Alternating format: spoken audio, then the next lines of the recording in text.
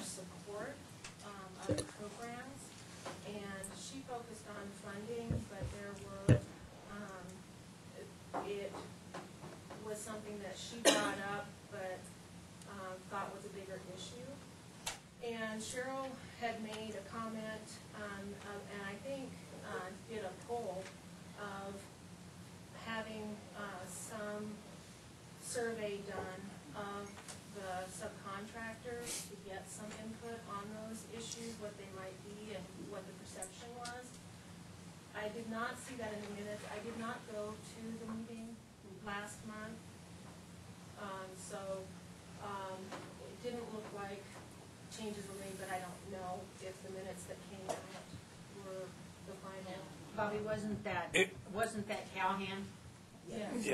Yeah. I wasn't at the meeting when that came up, but last month's meeting I was there, and we didn't have any discussion along that line at that time. So I'm not sure if there was something that was brought up.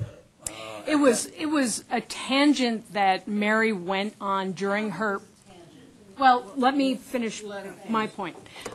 It was a tangent, from my perspective, that Mary went on when she was talking about how her organization is funded, and it was not a public comment, so it didn't get recorded in detail in public comments. It was simply some of the sidebar commentary that was a part of her presentation as she was a provider that day. And I think one of the most important details, to your point, Bobby, is that we did not learn until after that meeting that there would be no carryover funding, which, if I'm not mistaken, was part of the context was there's more money coming down the pike later this year in the form of carryover, and we want to revisit how the allocations are determined before that carryover funding comes, and there's no carryover funding. So there really was no urgency to revisit. Okay, so I'm sorry, my piece, the part that I wanted to make sure was carried forward was Cheryl's interest in following up. I wasn't trying to get documentation of every detail of whatever Mary had to say. My preference was to make sure that the follow-up piece didn't get dropped. And Bobby, we would be happy to do that. We can follow up with her, absolutely. Both Cheryl and Mary. I wasn't sure if that was going on, but just not mentioned. It hasn't progressed to the best of our knowledge so far, but we're happy to follow up on it.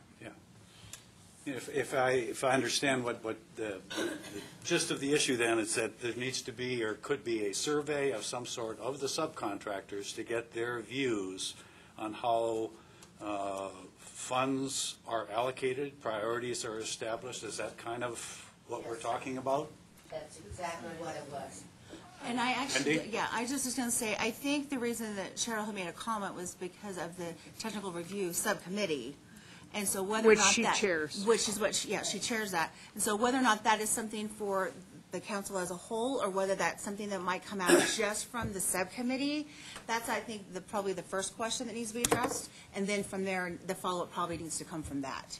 Because, yeah, I know, I remember her comment, and I know that she was making that reference in regard to the fact that she was the chair of the TRS. That's correct, and it's my recollection that we were looking at possibilities for the next TRS cycle that's coming up, or the next RFP cycle that's coming up. Being a member of the subcommittee, I really think it should start at the subcommittee level. I think Exactly. Sure, yeah. And going back to what we were talking about before, or the point that I was trying to make around the carryover funding, at the point that we had the meeting in September in Calhan, the expectation was the TRS was going to be convened. In fact, I'd already sent out, I believe, a doodle poll finding people's availability. And when we received the word from the state that there would be no carryover funding, that just became a non-issue. And so I don't think it's that we were ignoring it, Bobby. I think it's just that the process for us didn't end up kicking off, starting, rolling out. I'm And not the reason sure. it wasn't reflected in the minutes is because it was part of her presentation. Yep. That's correct. Are there other public comments then? I thank you for bringing that up, Bobby. That's a good point that we want to make sure that we follow up on that. I think so. Any other public comments? Things that aren't on the agenda that need to be brought up at this point? Hey, sir. Mr. Jody Barker. Just a reminder that December 9th is the annual Senior Resource Council Holiday Dinner Dance, of which I'm a member of that committee. I'd like to remind you, the RSVPs are coming in quite swiftly, but we are still looking for sponsors to help offset the cost of the event. So that is December 9th. So if you or a part of organization that you're with are interested in sponsoring the table, it's just $100, and it's a fantastic event where we serve dinner to about 550 seniors in our community. Thank you. Thank you, Jody. I'm going to speak on behalf of the Fountain Valley Senior Center. They have a similar event coming up on December 15th for $10. I think it starts like 5:30 or something. $10 a person, includes dinner and music and a show. And Dennis is going to be accompanying on the piano, and it just sounds like a real hootenanny. And you call this if you want to go. Sorry for this out. It just slipped out. I mean, Dennis is very entertaining, and they really have a good time at that senior center. So for $10 a ticket, and you get a really nice meal that's catered by Rocky Mountain Pace. So that's another holiday fundraiser if you're feeling so inclined to have fun and help out. So that one is on the 15th, and yours is on the 9th? December 9th. Okay. Any other comments, announcements? Okay, the next thing will be the special presentation then. We have with us this morning Marcia Unruh and the Veterans in Charge program as part of the Independence Center. Thank you. Happy to be here. Hard to follow a hootenanny, though, I have to admit.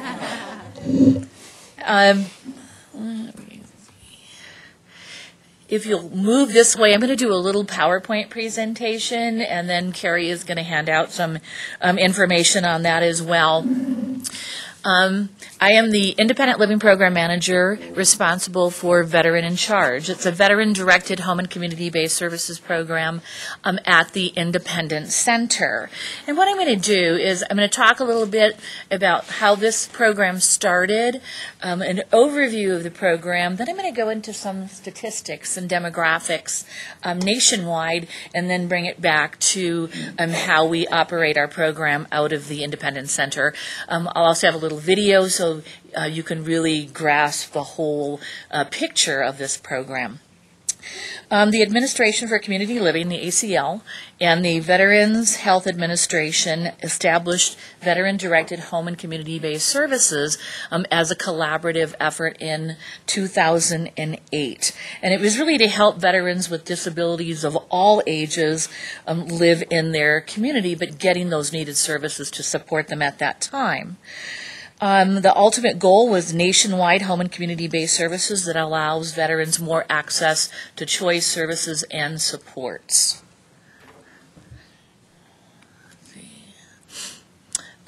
At the Independence Center, our mission is working with people with disabilities, their families, in the community. We create independence so that all may thrive. And this really fit in well with veteran-directed home and community-based services, because one of our goals, or a couple of our goals, are to actually get that veteran in the home, in their community, living where they want to live, and providing those additional supports for them to do that.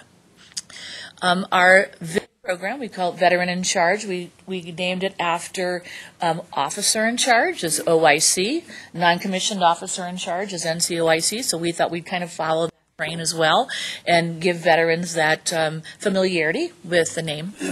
But we work with veterans of all ages, and we give them the opportunity to self-direct those services they need in their home and community with a flexible budget. The VA determines that budget. It doesn't affect any of their other VA benefits unless they have home health, and they kind of swap that out.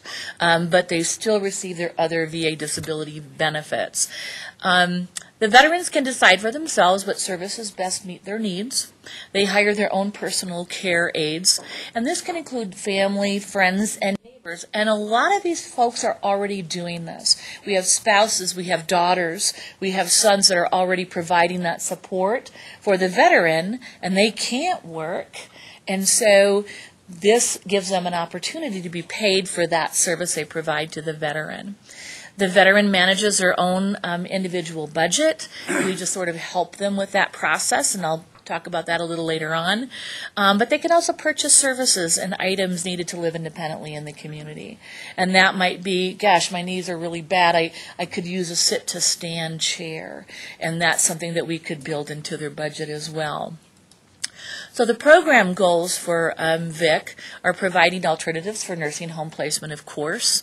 And I just read some interesting facts that this program, if they have 3 veterans receiving veteran-directed home and community-based services program, is probably equivalent to the expense of 1 veteran in a nursing home full-time. So the VA is really saving some funding for this as well, or on this program. It increases their quality of life and quality of care, increased consumer satisfaction, and then living independently in the community. We find that the veterans have 3 goals as well. Typically, it's I want to stay in my home. I want to be where I'm comfortable. This is where I want to live out the remainder of my years. I want to maintain my health or have it get better. And I want to socialize more. I want to be out in the community and really be a part of that. So right now, operational states, there are 34 out of the 50 states plus D.C. and Puerto Rico that have this program. It's a little misleading because a state doesn't have to have every single county covered. So Colorado, for example, we have the Denver area covered. We have El Paso, Park, Teller, and Elbert counties. We have someone in Mesa County, and then we have a group out of the La Junta, Lamar area. So not every county is operational within those states. There are 181 aging and disability network sites that have this program. We consider the Independence Center as one of those aging and disability network sites as well. 62 out of 154 VA medical centers have this program. The funding comes out of the local VA medical center. And so not everybody's on board with this yet. Not everybody has it budgeted. In Colorado, it has the 5th largest population of veterans enrolled in VDH-CBS for the entire U.S. And actually, we are the fastest growing right now. We're getting a lot of recognition from other areas that want to start this program about how we have such a rapid growth, how that worked for us. You mentioned Yes. this started in 2008. It sounds like we're the leading one on this one now. People are just now understanding that we're in a key role. Is that? Are you talking about Colorado? Yes, yes. Yeah, we actually started in December of 2015. Colorado did, and then Program in started in 2015. 2015. Yeah, it took a while for everybody to get on board. And then we had our first veteran in February of 2016. So we're a relatively new program, Okay. less than 2 years old. All right, thank you. Yeah, you're welcome. Here's a breakdown of veterans within our catchment area for Veteran in Charge. Estimated over 400,000 veterans living in Colorado. El Paso County is at 98,711 as of September 30th, 2016. El Paso County is also the fastest growing in the veteran population, and we're seeing folks come out of Teller Park and Elbert and moving down into the city, and we think that's just because of access to the VA Medical Center here. Yes? Does that include the ones that are out on the street, the veterans? If they're connected with the VA, it could. If they're connected with the VA. What's your average age of your veterans? Here we go. So, Nicely done. I did not pay her for that either. Yes, there you go. Bruce is our only psychic rep member. That's Very nice, very nice. So, sorry, it's a little hard to see, but the 37 percentile, or 37% of our veterans are 61 to 70, so the Vietnam era. And then we skipped over to the plus 81, so over 81 years of age. And then our next highest group was 41 to 60. And then for some reason, 71 to 80, they're a little more independent, don't want that help. And then we have veterans that are under 40 as well. Our youngest vet is 28. Our oldest vet is 96. So it's all wars, all ages, all that.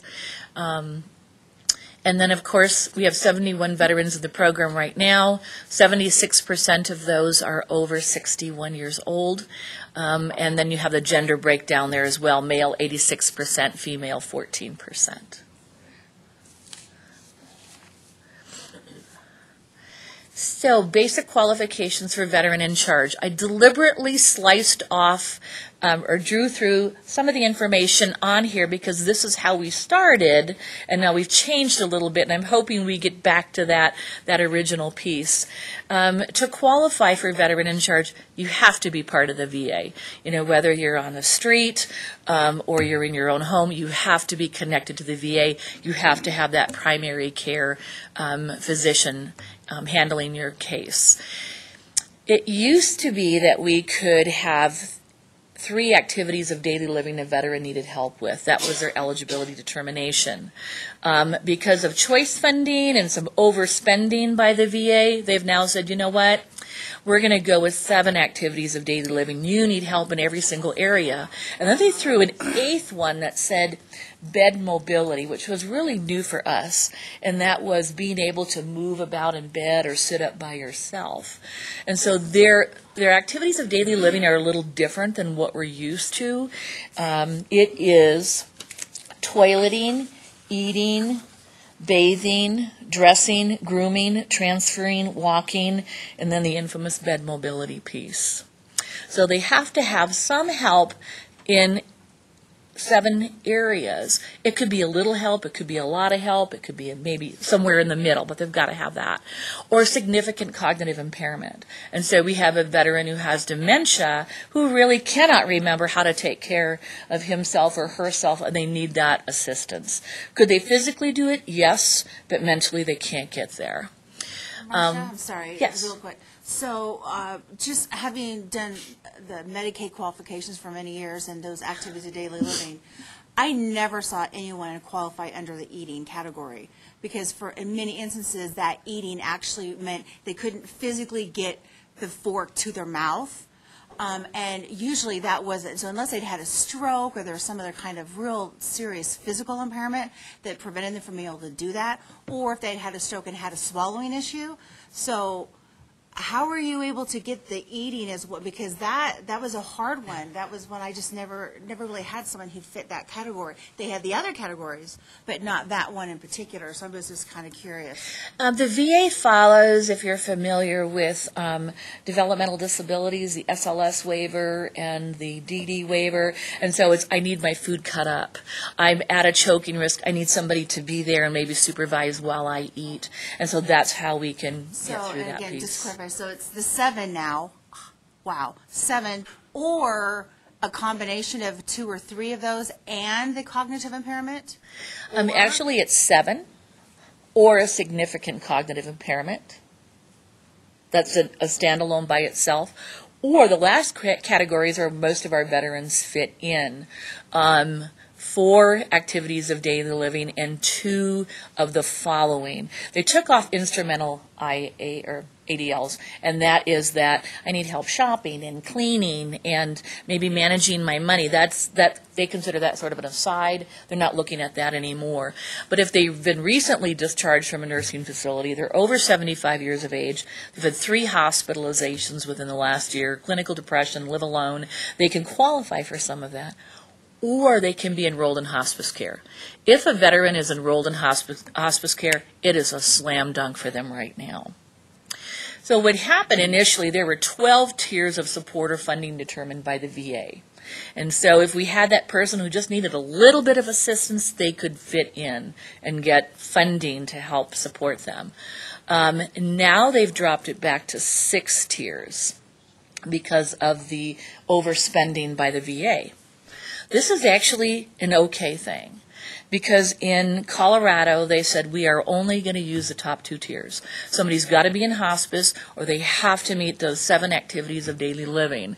And so what the Independence Center did with our veterans, we talked to them about the changes and said, the folks that you are on the program right now and you're happy with it and you're receiving services and supports that you need, but other veterans like you aren't going to be able to get on this program because of the VA's slashing the eligibility requirements or the basic qualifications.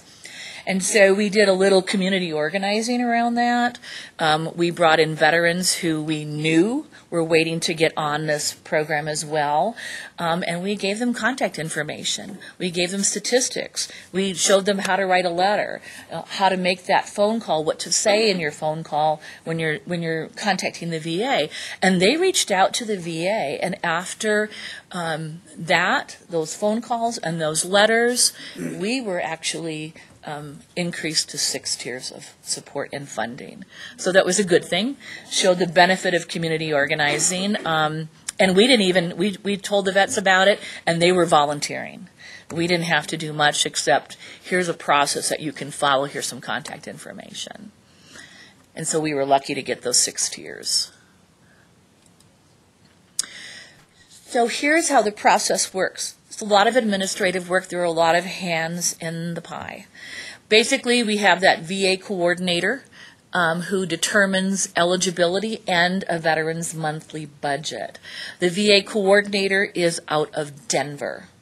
Her name is Bridget Lee, and she is phenomenal. She'll do an assessment over the phone with the veteran and then send the referral to us. When we get that referral, we go out and do an assessment. That's where we have our veteran in charge coach. So they go out, they do the assessment, they actually see the veteran in their home. And they say, walk around for me. Can you show me how you get in and out of your shower? And we see things that the VA will probably miss or might miss. And when we establish that relationship too, where they feel comfortable talking about their needs and wants. And so after we do the assessment, if we feel the veteran needs more support and services, we go back to the VA and say, this is what we found. And we have been incredibly successful at increasing veterans' budgets so they can get the services and supports that they need. Once the coach does the assessment, then they go out and do a service plan about a week later. And that's sitting down with the veteran and saying, where do you want to be here? What do you want with your life? What are your goals? What is a good day for you?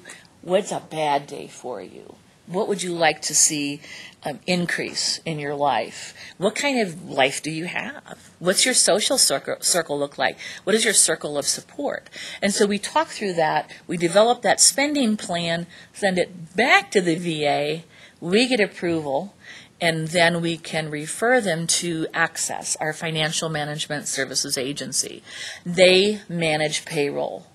They go ahead and enroll the veteran attendants into the program. The veteran is in charge. They are the employer of record, but the attendants actually work for them, and Access handles all of the payroll. We actually pay them a monthly fee to do that. And of course, the fourth a part of the pie is the veteran or the authorized rep. So you're probably thinking, how does that veteran with serious dementia handling all this? They can have an authorized rep.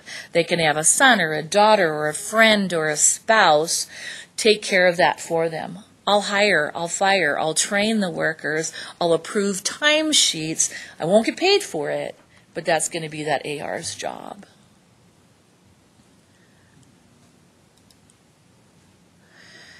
So some of the services that a veteran could select, homemaker services, personal care assistance, transportation. Oh, our veterans need that so bad. I can't get to the VA medical center. I need somebody to take me back and forth. Chores around the house, home delivered meals. We had a veteran who, a double amputee, whose apartment elevator did not work. And he was on the second floor. He couldn't get out to shop. We had to go to the apartment complex and say, you got to fix this, and you got to fix this elevator now, please. But we have him on home delivered meals now. The elevator is fixed. He can go up and down. He can get out, but this is just easier for him this way. Any environmental modifications, technology for safety and independence, and then health-related services or equipment. We can't duplicate the services that are already provided through the VA.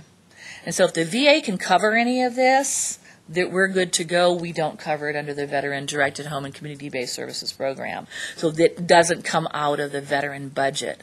What's complicated, though, is there's no standard that says this is the service you can get from the VA if you're receiving VA benefits.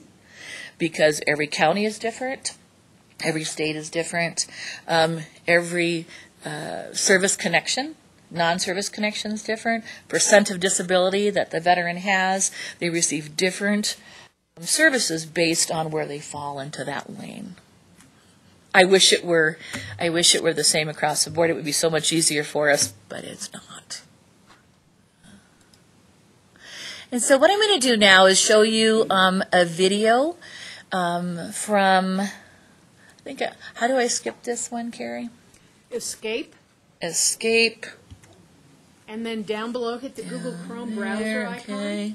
And then that's the first of the two videos that we queued up. So you just hit the little play button on the bottom left corner of the black rectangle. Okay. Sorry, The it's little checking. triangle pointing to the right. Triangle to the right. No, pointing to the right. Dixie, go. Right there. Yeah. Thank you. Okay. So this is a different, San Diego calls their program something different than we do, but we went ahead and did the, thank you. We went ahead and showed this video, and we have it, we'll show a second one too, I think we've got time for that, that really kind of brings home this program and what it means to veterans. And watch out, B, it's going to get loud. Oh, do you need to move, B? Uh-oh. What a nice morning. 14 or 15. I've had that most of my life. Just last year, veteran Michael Adams was at risk of nursing home placement. So there was a veteran's retirement home in Phoenix. But no, I don't want to go to retirement home. So he began looking for options. That's when he discovered a new program called SD Visa. It stands for Veterans Independence Services at Any Age.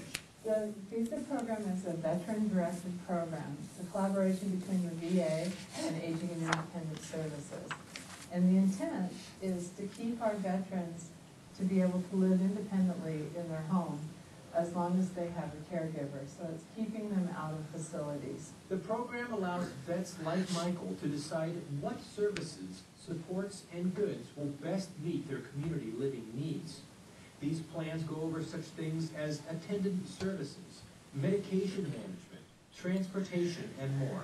I'm allowed now to take my caregiver's hours and move them where I need them for care. If I want to go to the VA at 6 a.m., I can go to the VA at 6 a.m. They're allowed to take the doctors. They stay with me as long as I need. They can go to the pharmacy with me. I think with me here with him and doing, the cooking, the cleaning, transportation, it's really took a lot of big load off of him. Renee's been with me for a little over a year now. She cooks in the morning, she makes sure I have a midday snack at 10:30, and then she makes the afternoon meal. Renee's here for me. All the decisions are up to Michael, and if he ever needs help, an options counselor is there. Together, they can work on a spending plan that is based on the unique needs of each veteran.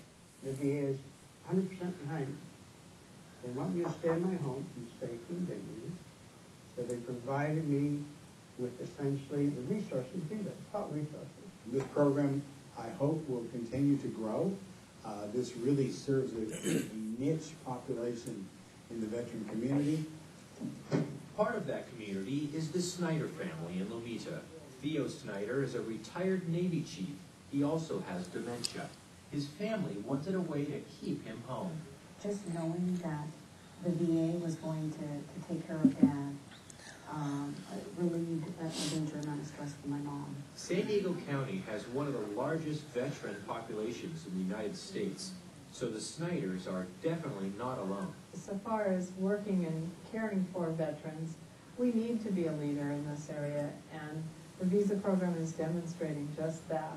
The family members take turns giving the man who helped raise them the care and attention he deserves. The fact that he is here in our home, in his home, the one that we all grew up in, this is Dad's place. A place with a lot of love.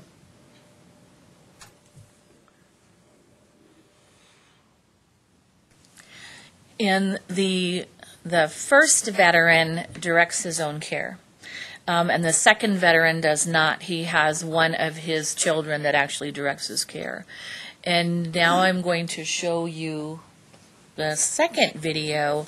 Thank you, Carrie. I got out in '82 and we were in a deep recession. Not showing you Mike.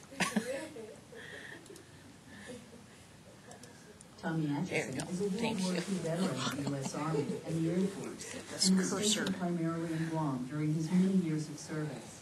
In 2002, Tommy was diagnosed with Lewy body dementia, a combination of Parkinson's and Alzheimer's disease. His wife Janice recalls a conversation with his physician. He told me that I would probably be better off going to the VA, since he was military, because of the programs that they had there. So we went and signed up at the VA, and just had really a very good experience with the VA. The Atchisons were initially enrolled in the VA's Home Health Attendant Program, where Tommy qualified for the maximum amount of services.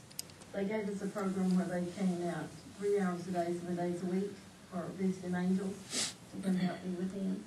Well, 3 hours a day, 7 days a week, it's not much time for me to get out and do anything. You can't go to the grocery store from here in 3 hours. So it was really hard. I was just going downhill as much as he was, because I just couldn't take care of him. And so it was either going to have to be put in a nursing home or have full-time help, which I really couldn't afford. Fortunately, when Janice was faced with this dilemma, the veteran-directed Home and Community-Based Services Program was being launched in Central Texas under the direction of the local Area Agency on Aging. Through this program, Janice could serve as Tommy's representative and could make decisions based on her first-hand knowledge of his wants and desires. So when it all came about, VA called me, the social worker at VA, and asked me if I'd be interested in this program. And so I thought, well, why not? So when they explained it to me, it was just wonderful. So I said, what is the catch? Because it's too good of a program. And they said nothing. And so then that's when Tom Wilson and I got together. This was actually the very first family we had enrolled in the program. They came to us through a community living program. There was an administration on aging grant. And they were veterans, so they were the first ones we offered the program to. And you're already set up with the funding we receive. Our people can get between 40 and 50 hours a week, which means they basically have a full-time worker assisting them throughout the day, relieving their family caregivers to be able to go and maintain their jobs, maintain their own sanity, so they're healthy and well to care for those folks after hours when the workers are gone. Based on his VDH-CBS assessment, Tommy qualified for the middle tier budget for the Central Texas program. This allows Janice the option of hiring workers for 40 to 45 hours a week. I have at least 40 hours a week help that come in and help me take care of him. One comes in at 9 in the morning and stays till 3, and the other one comes in the afternoon if I need her. If I need to go somewhere or whatever. But that 9 to 3, 9 to 3, 6 hours a day, that gives me time to get out and do things. I can go to Bible study at church. I volunteer at the food bank twice a month, just to get out of the house and away. Ariana Juarez comes. She's been with me since we started. I interviewed probably 12 or 15 applicants. I put an ad in the paper, and Ariana was the one that I chose first. And she comes in every morning, and she's very dependable. She has a wonderful rapport with Tommy. Susie has been at CNA for a long time, so she comes in and he likes her. And he's known Susie longer than he's known Ariana. But they're both just really good with him. Kell is my niece, and this is her Uncle Tommy, and she and Tommy get along really well. And if I have to go somewhere or do something, quick or whatever, I can call her and she can come over and interact with him. Janice receives help managing the budget from a financial management services agency, which issues checks for her workers, handles the related employment tax filings and payments, and processes invoices for goods and services. Janice keeps track of her workers' hours and submits timesheets to the Financial Management Agency, which then issues the checks. I keep their time on the calendar in there, or they put it in for me. And then we do time sheets, I sign them, and I fax them to Palco and Arkansas. And then they, in turn, do the checks. I have to put on the time sheets what program we're on and all of the information that they need. And then they, in turn, pay the girls, both of them have direct deposit. So it's every other Friday, they get their check right on time, and there's not any problem. VDH-CBS works in conjunction with other programs to provide participants with important services in addition to personal care. I also had him on a hospice program with Vista Care. And they come Monday, Wednesday, and Friday and give him a bath. And they come, the nurse comes twice a week to check him. And the social worker comes about once a month. The chaplain comes probably twice a month. So they just keep me going, all of them together. And it's really working. Janice was encouraged to use Tommy's VDH-CBS spending plan in creative ways and was able to buy important items that would ensure Tommy's safety. Some of the things that we purchased through the program have been a GPS program that enables her, when he gets out of the house, to track him up to 5 miles away. He's a very fast mover and can get out of the house and walk down the street pretty quick. We've also That's going to be me. maintained property out of the hot Texas sun and the yard. Poor kids. There's locks on all the gates in the backyard, so he can go out the back door and go all over the yard. He loves outside. I think this program is wonderful. It's just changed, because he's at home with me all the time, and he's comfortable here, and I just think that it's the best thing for him. Okay. Escape Carrie. again. Escape. Then click on your PowerPoint. Oh, wait, we're going to have to close the browser or we're going to get the next video. Okay. And that's closed where? Top right corner. Oh, thank you. Community-based services, a training. There you go, right there. Awesome. Whoops, I just. That's okay. You want to just- Okay. So Marcia, do they cover dental care as well as rent? Oops. Hold on. Sorry. Joe? You got it. Let's go to the corner and close it. Okay, thank you. That's not under this program. The VA does cover that as one of the VA benefits, but it does not come out of veteran-directed home and community-based services. Yes. Why are the amount of benefits so different in all areas? They have some very strange accounting. I don't even know how to explain it. But a lot of it depends on that service connection or the percent of their disability. I have asked for that information from the VA in Denver, and she can't even give that to me because she doesn't understand it as well. Is there any connection to the regional cost of living in that formula? It can have that. Also, funds are that's the word I'm looking for. They're called non-VA funds, community care, choice funding, sort of all wrapped up into one. And every facility has their own funding. It's local funding. And so they use that for this program as well.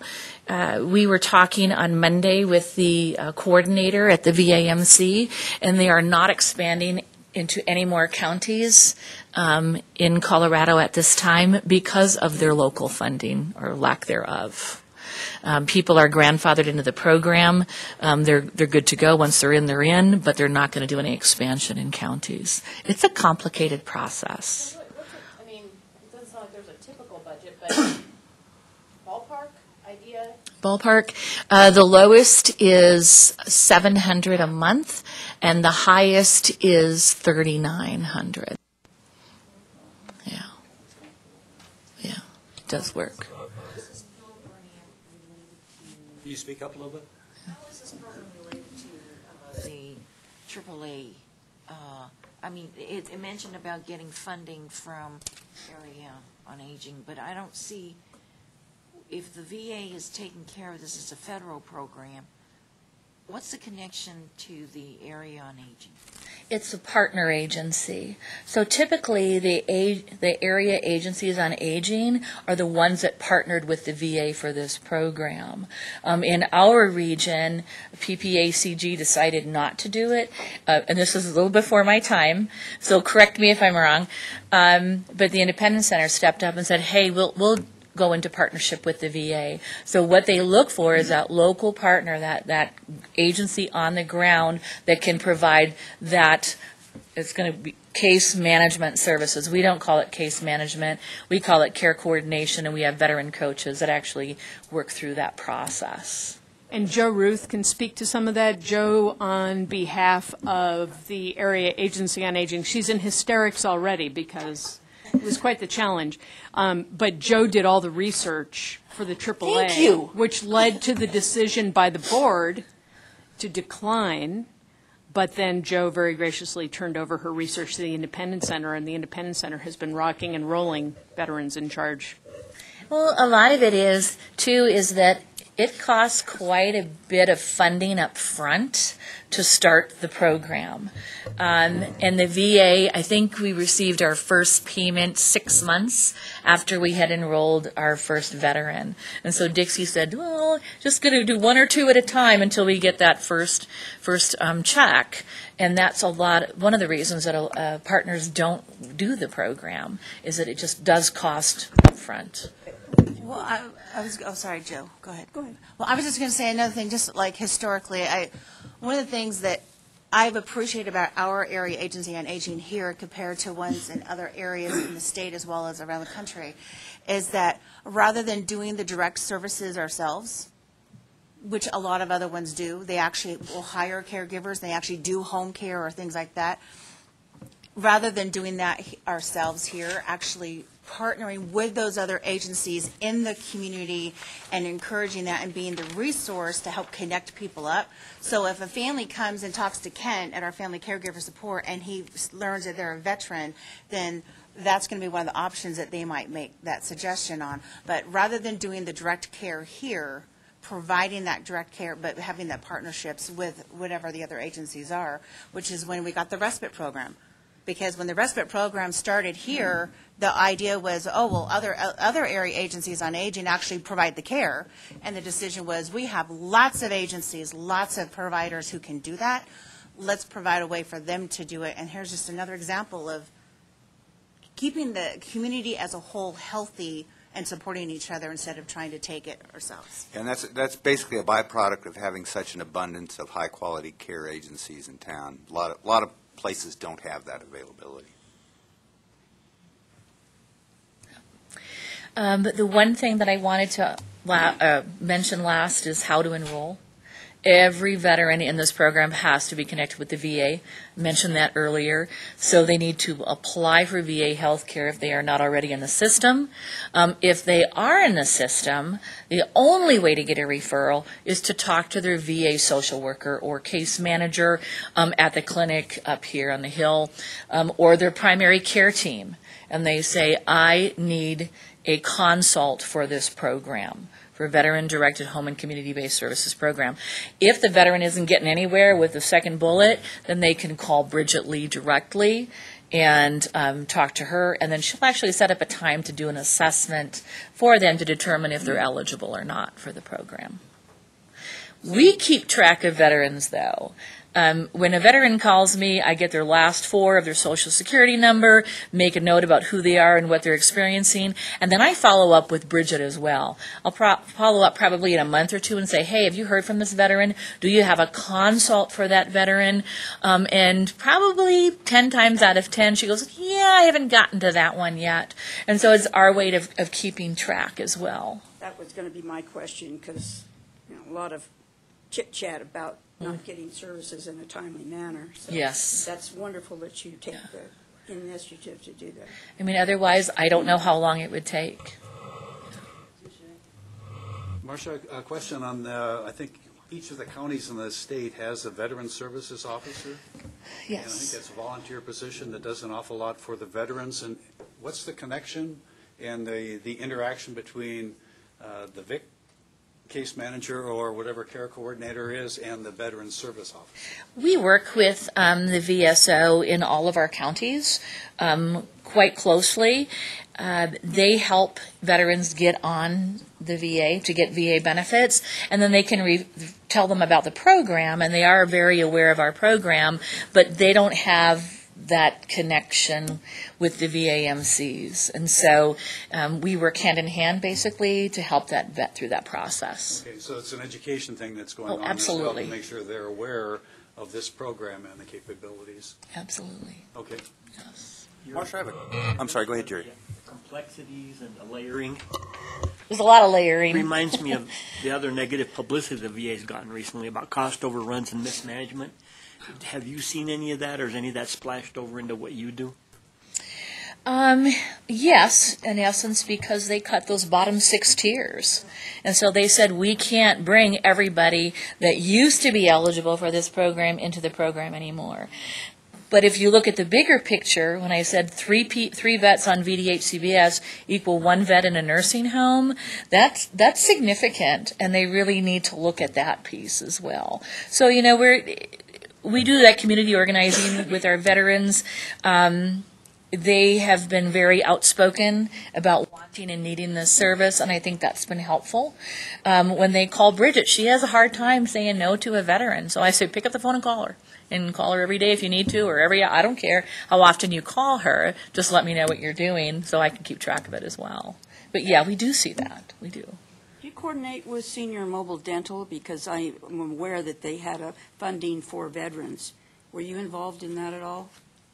No, we're aware of that resource, and we'll refer veterans to that resource, but we don't work with them specifically. Okay. Yeah.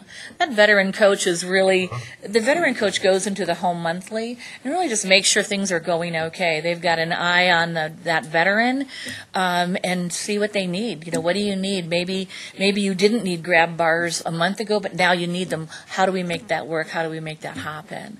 And so it's a lot of resource coordination, but also just checking in and making sure the attendants are doing their jobs. That is the veteran's responsibility, but we're also there too, checking on that.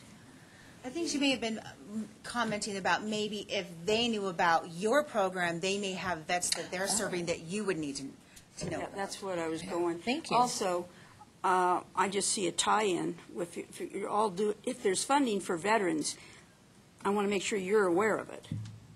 Thank you. Because Marcia, I happened to be involved with the director at that point in time when she got the funding, and I was going around tacking things up, telling where veterans might be to let them know about the program. But she was going to lose the funding if it didn't fly, and I don't know what happened. Okay.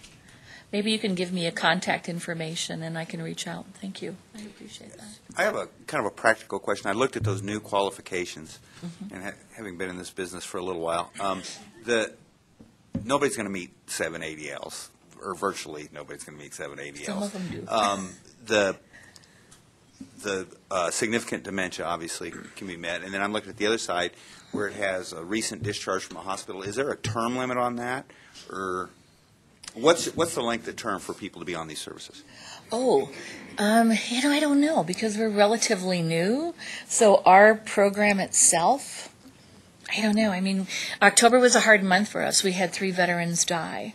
We have 1 veteran right now who is in the ICU. We don't know if he's going to make it. And we have veterans that are on hospice, and we work hand in hand with hospice as well. Length of time, hard to say. I'm looking at We're so new. The application. It seems like you would distill down to where all you had was people with significant dementia and those that were on hospice, because those other criteria are so hard to meet. Well, when they need help with those 780Ls, it doesn't mean total help. It doesn't mean that total assist like we talked about earlier, that Wendy mentioned, that hand feeding. It could be just picking up the meat and then making sure they don't choke, or transferring maybe just an arm to move from chair to standing position. That's a little help with transferring. It's not transferring that whole person and doing that lifting by yourself. So there are different levels within there. Some ADLs have 4 levels, some have 6. And so we can kind of play with that as well. Marcia, can you talk a little bit about the number of referrals you were getting before they changed that and kind of what you're getting now? Okay. And if there's been any conversation about, will it go back to that? We have not had conversation about going back to the original eligibility criteria. We're hoping, that's my goal, and that's kind of Bridget's goal up in Denver too. This program is so new to Colorado that they don't quite know what to do with it at this point. And the powers that be at the VAMC in Denver are really unfamiliar with it, even though this program's been around in the U.S. since 2008. At one point, when we first started, we had 2 referrals. We just waited on until we got our first payment, and then all of a sudden we had 5, and we had 10, and we'd have 15, and that was sometimes on a weekly basis. And then one, I think it was almost a year after we started the program, we got 30 referrals all at once. Well, that's pretty hard to enroll somebody that quickly. We did the best that we could. And right now, we're in the middle of still finalizing 2018 authorizations. So all the veterans on the program have a reauthorization. It's probably a 17 to 25 pager that we review when it comes in. There are a lot of mistakes. I send a lot of them back. Because the monthly budget might be wrong, the dates sometimes are wrong, and then the annual budget is wrong as well. And so we're still in the process of fixing those, but we're probably seeing 1 to 2 referrals now each month. Maybe after the reauthorizations get done, we'll see more. I don't know at this point. Marcia, I would like to comment on your, and first of all, thank you to the Independence Center. I've never been so glad to work with any organization in my life as I was to have the opportunity to bring what we as an area agency on aging had done to create an opportunity for this program here. We were highly encouraged by the state area agency to do this here because of our obvious large population. But it was not a natural fit, as already been commented. And what we were missing, what we would have had to recreate, are all of the services and the processes of care that you already had in actual practice and working through. So it wasn't a strange, odd foreign country to you, where it was very difficult for us to understand as a PPACG how that could fit with us. And the thing that I most of all wanted to compliment you on is the veteran in charge coach, the word coach, because the other words were coordinator, administrator, the management, manager. All of those words have a very different context, don't they? And instantaneously, that word coach puts all of that, what it is, veteran directed. And I just wanted to compliment you on and say it makes a huge difference on how we feel about it. And I thought if you knew what that does to give that veteran and his family support systems, whoever, if he's lucky enough to have all of that. So yeah, those criteria are hard to meet, and it breaks my heart to see that. But Marcia, you explained it very well. It's that little assistance that keeps you from choking, from falling, from having no food because you can't get down the elevator. I mean, there's 100 little, what I call snakes in the grass. You don't have to have a bull constrictor to have still snakes in the grass. Yeah. So thank you. That's all I wanted to say. Well, you're welcome from Dixie and I. Thank you. I appreciate that. Question, Lisa? Yes. Since this is a Medicaid waiver program, is it safe to assume there's also a financial eligibility piece around? It is not a Medicaid waiver program. Oh, it's not. It is totally funded by the VA. There are no financial considerations for this at all. Yeah, some people do, but no, it is not. Yeah. And you know, to Joe's point up there, those are the additional services that are available at the Independence Center, and you're right, it does fit. And that coach and how to self-advocate and how to be empowered and just knowing all those resources really is helpful. It just makes sense. It was one of those, it is possible, we can do it. Our veterans can be assisted to be who they are. These creative, independent, very clearly in charge people. They know how to get things done, believe me. Yes. In places where we wouldn't even know what to do. Yeah. But if they're blocked at every moment with no one to be a coach to tell you how to work within the system, this system now. We hired a peer support specialist just a couple months ago, and he is a former Army Ranger. He was in 12 years and got hit. Spent the next year and a half in a wheelchair learning to walk again. And he has some serious physical issues and also traumatic brain injury, PTSD as well. He is our peer support specialist. He has worked for the VA. What a find that was. And so he does walk veterans through how to get VA benefits, how to make sure you're receiving what you need to receive from the VA. So it's been most helpful.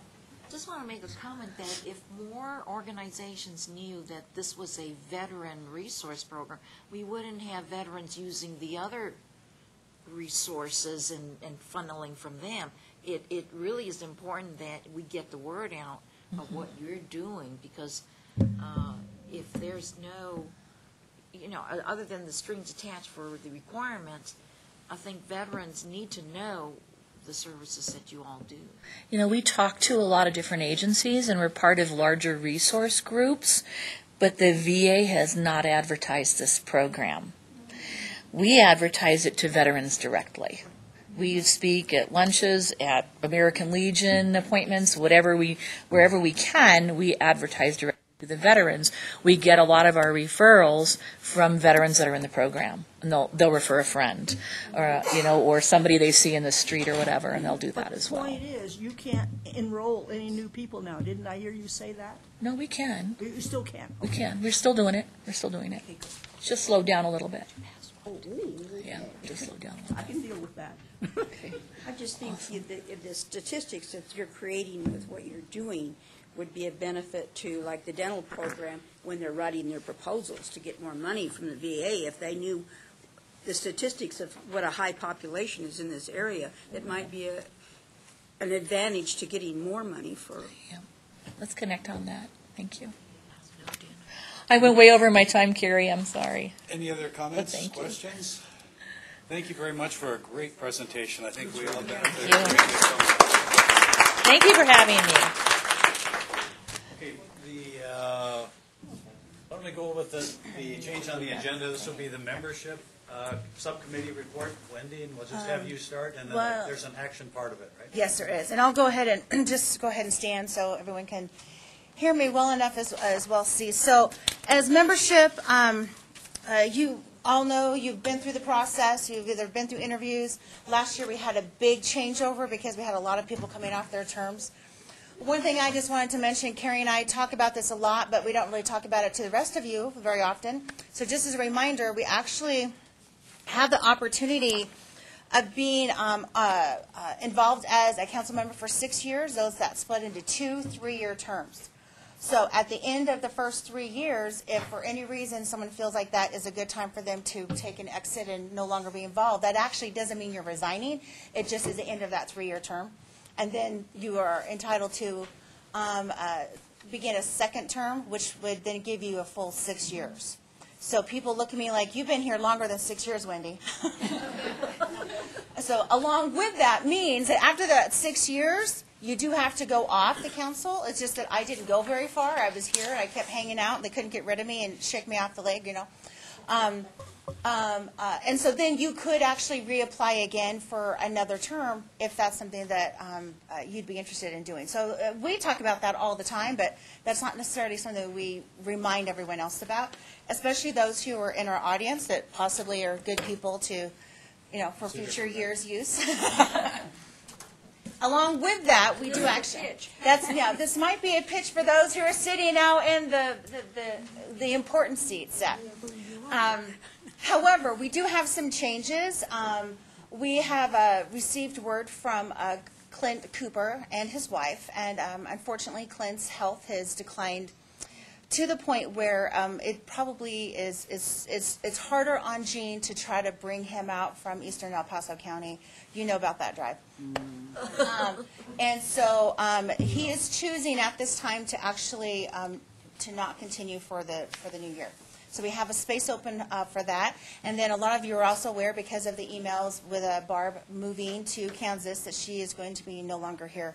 I don't want to say no longer with us, because that has a different sound to it, but she's still with us. She's just not currently residing in our area. And so we actually have 2 openings. We've had 2 different applications that we've received over the last couple of months, and myself and Carrie, as well as a lot of you as well, have known both of these individuals for quite some time.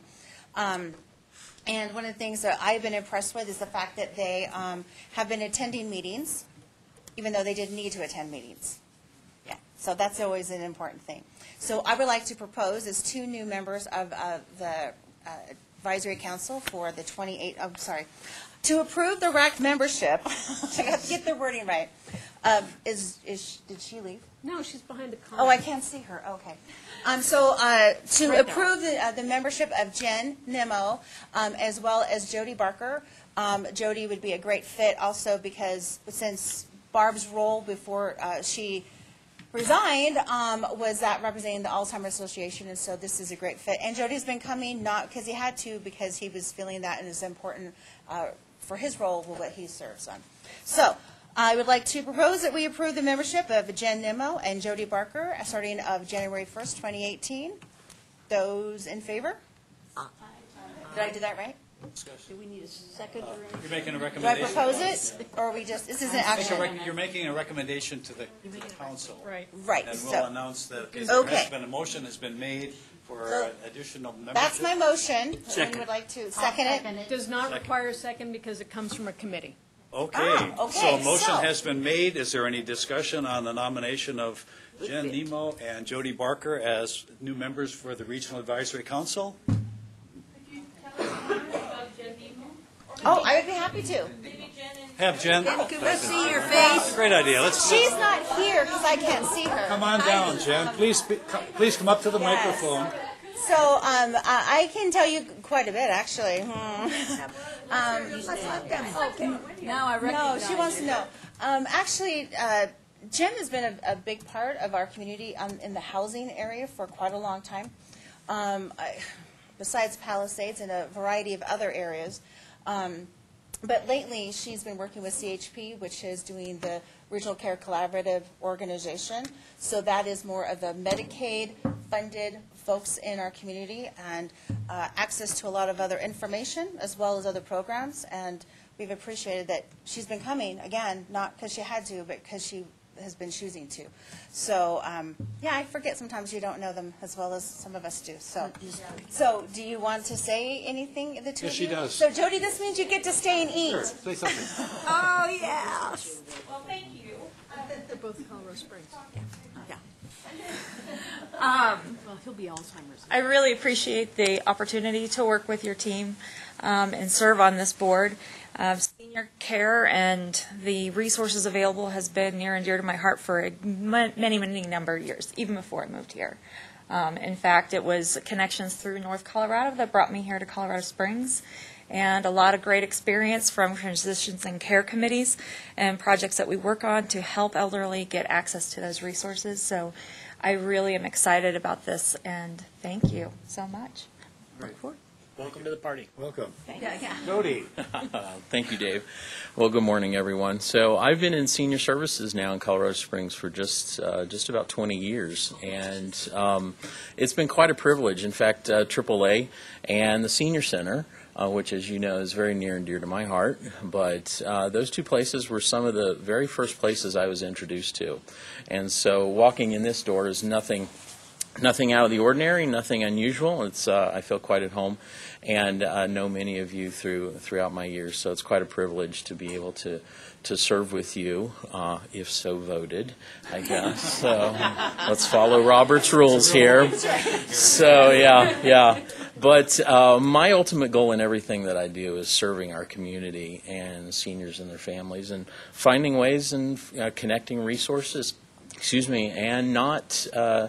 And not duplicating efforts. So, Marcia, just fantastic presentation this morning. There's a lot of chitter-chatter in the back there. Just a wonderful presentation and fantastic program. So, thank you for bringing that to us today. So, thank you, everyone. Thank you. I would add one comment. Some of you know, but not all of you know, that Jody is the other Commissioner on Aging from District 5 for the state of Colorado. So he and I serve in that capacity on the Colorado Commission on Aging. Any other comments or discussion? Okay, the motion has been made. It's been seconded. All those in favor? Aye. Aye. Congratulations. We have 2 new members. Okay. Did you have anything else on the membership subcommittee? We are completed. Perfect. Okay. We've been going for an hour and 15 minutes or so. I think we can probably press on, depending on the length of the presentations and stuff, so that we can get to the food before it spoils. Run it. So I think the next item here would be a presentation by Pat Ellis and Silver. Did I just get 10 minutes? Is that what you're saying? You can just speak very quickly. No pressure. Good morning, everybody. I'm Pat Ellis, President and CEO of Silver Key, and I'm really happy to be here. This group has been a tremendous support to Silver Key over the last 40-some years. So many of you know a bit about Silver Key, and so some of this may be repetitive for you, but some of you may not know all of the pieces. So, am I not speaking? Okay. I found it interesting that it was mentioned with Marcia's presentation and on the videos that what we do is about safety and dignity, and safety and dignity is also the thing we focus on at Silver Key, and it is our mission. And, part of that mission also is working with as many other agencies as we can, and to not duplicate services, and to utilize those experts and resources throughout the community. We serve El Paso County residents who are at least 60 years of age, and nutrition services in Teller County. Otherwise, our focus is just El Paso County. And, and you've heard many of these statistics, so I'm not going to go into them very deeply, but they really have an impact on what we do and the other service providers in the community. From 2010 to 2040, the senior population in El Paso County is expected to increase from 61,788 to 172,394. I'm not going to go through all the other bubbles, but I think the most significant piece, at least what we're seeing, the entire group is important and their needs are important. But what we're seeing an impact is that 85 and older age group is growing faster than any other group. So we're seeing our clients become more needy and more frail. And it does impact how we provide services and who we're serving. That overall increase, though, for the population is 179%. And when we think about that over a 30-year period, and we think about the cost of these programs and how to continue to meet the needs, it's kind of intimidating. In El Paso County, the impact in many, many ways is we're seeing growing poverty. When people are on a fixed income, and other things are increasing more quickly in cost than Social Security can keep up with, or the earnings on what savings they have, it is poverty that we're seeing impacted. Or we're seeing things like housing being a challenge. And as a result, the services that we provide can take some of the pressure off financially because they've got to focus on paying for housing. But the other thing this results in is sometimes an increase in elder abuse. And so that's something that we keep a very close eye on. As the population ages, as I said, the need for our services increases. And many times, Silver Key is the first point of contact. We receive about 2,600 calls a month just asking about services, not necessarily what we do, but what services there are throughout the area. We have 3 major programs at Silver Key, and they've been our 3 major programs since the 70s: transportation, nutrition, and case management. Sometimes the mix of what's done in each of those programs might vary a little bit, but overall, these have been our core competencies, and we've continued to provide them. We provide assisted and unassisted transportation, door through door. And our typical riders are going to book for medical, grocery shopping, congregate meals, and social activities. That's where the bulk of our services are. And when I'm referring to the year, we have the same fiscal year as the Area Agency on Aging. So it will be a July 1 through June 30th. And this past year, we provided 50,739 rides. And 27,610 were funded by the Area Agency on Aging. So a significant portion of the rides we provide are funded through you. Our unit cost for transportation is $19.66. We're pretty cost effective in the transportation world. Our unit cost for regular transportation is $17.94.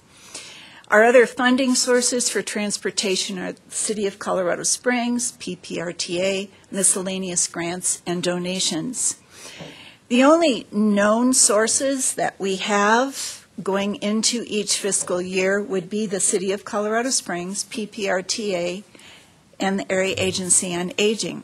About 20% of our rides at the beginning of the year, we're not sure how we're going to pay for them by the end of the year, but we do a lot of grant writing and fundraising because we know that we need to continue to meet the growing that's out there. One of the things I mentioned that the 85 and older population is growing quickly, and that many of the clients we're seeing are more frail. We've seen a trend of change in transportation. When I started at Silver Key 6.5 years ago, yeah, it was that long ago, the majority of the transportation rides we provided would have fallen under the umbrella of regular transportation. That has flip-flopped. Now the majority of rides are assisted transportation. So this past year, if you see the numbers up there, almost 35,000 trips were assisted compared to 16,000 that were regular transportation. What this means is that the rides take longer and require more assistance. We're very fortunate because our volunteers provide 50% of our rides. However, they don't provide transportation in our lift vehicles because there's high liability and it's a lot to ask of a volunteer because of the risks that are associated with the lifts. And so they prefer and are most comfortable providing rides in our vans and our all-wheel drive vehicles. Some interesting facts, though, that I think are pertinent is that, 22,000, almost 23,000 rides were for medical appointments and dialysis. And the other largest group of rides were for groceries. And that becomes very difficult with the aging population to get groceries. So our drivers not only take our clients to the grocery store and home, but they take their groceries in the house. You know, if someone has a walker or oxygen or just difficulty walking, they need someone to carry their groceries into the kitchen, and they will do that for them. Yes. A brief interruption on the groceries. King Supers is starting the program where you can call in your order and you can come pick it up. Are you now beginning to look at that as a means for helping seniors get their groceries? If they called in, and then Silver Key could come and pick it up and deliver it? We haven't thought about that. King Supers has started. I don't know if it's all across the community or just up in our area. With my broken ankle, that's exactly how I got groceries. Yeah. Yeah. It's a great idea to supplement how it's done. Yeah. And I think volunteers would enjoy doing that, doing the grocery shopping and then bringing it back. Last year we used 50,000 gallons of fuel. Count. I'm always very sensitive to what the fuel prices are at the pump because, you know,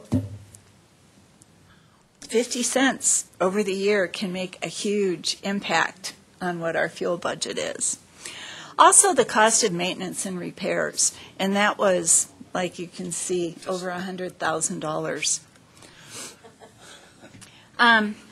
In the fiscal year 2016-17, we were unable to provide 1,493 of the requested rides. You know, sometimes that's because the time of day that someone would like to be transported isn't available because all of our vehicles are already scheduled.